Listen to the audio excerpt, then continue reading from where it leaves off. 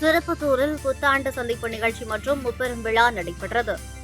MLA Mangudi சிறப்புரையாற்றினார்.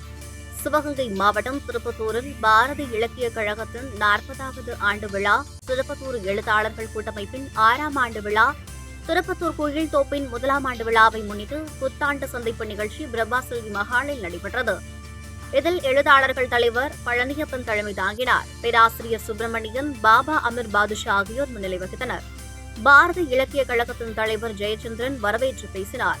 பேரூராட்சி மன்ற தலைவர் கோகல் ராணி குத்துவிளக்கு ஏற்றினார். நிகழ்ச்சியில் பங்கேற்ற காரைக்குடி சட்டமன்ற உறுப்பினர் எஸ் மாங்குடி, மகளிர் கருத்தரங்கில் பங்கேற்றவர்களுக்கும் புத்தாண்டு கவிதைகள் தந்த கவிஞர்கள், திருக்குறள் செல்விகள் உட்பட வந்திருந்த தமிழ் அமைப்புகளைச் சார்ந்த அனைவருக்கும் பொன்னாடை அணிவித்து நினைவு பரிசுகள் வழங்கி சிறப்புரையாற்றினார்.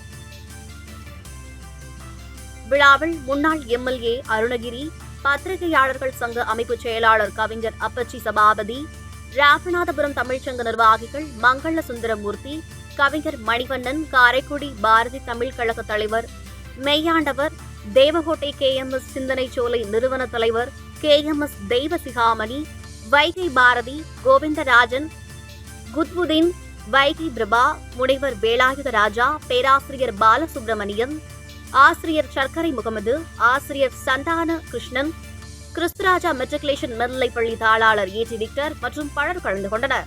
நிறைவில் ஆசிரியர் ரத்தினம் நன்றி கூறினார். யாருக்கெல்லாம் புகழ் சேர்க்க வேண்டும், யாரையெல்லாம் நினைவு கூற வேண்டும், யாரெல்லாம் எப்பொழுதும் நினைவு கூற வேண்டும் என்ற கூறாடுகளில் நம் 1000 ஆண்டுகள் கிடைத்தாலும் யாருடைய புகழெல்லாம் நமக்கு தெரிய வேண்டும். எதிர்காலத்தில் வரக்கூடியவர்கள், இளைஞர்கள், வருங்கால சந்ததியினருக்கு என்ன நடந்தது என்பதை எடுத்துரைத்தால்தான் அவர்கள் வருங்காலங்களில் அவர்களை போன்று நாட்டிற்கு அர்ப்பணிப்புள்ளவர்களாக, நாட்டிற்கு பயன்படக்கூடியவர்களாகவும், அடுத்தவர்களுக்கு எடுத்துக்காட்டாக இருக்கக்கூடியவர்களாகவும் இந்த நாட்டை சிறந்த முறையில் அந்த எடுத்துக் கொள்ள வேண்டிய கட்டாயத்தில் நாம் இருக்கின்றோம். ஏனென்றால் ஒரு சில நூற்றாண்டுகளுக்கு முன்னால் வாழ்ந்தவர்களுடைய புகழும் பெருமையை தான் இன்னமும் நாம் எடுத்துக்கொள்ளக்கூடிய நிலையில் இருக்கின்றோம். அதன் பிறகு எடுத்துக்கூடக்கூடிய நிலையில் உள்ள ஒரு பெருந்தகைகளை நாம் எப்பொழுது காண்போம் என்ற உணர்வோடு இயக்கத்தோடு இப்பொழுது இருக்கிற சந்ததிகள் இயங்கிக் கொண்டிருக்கின்றோம்.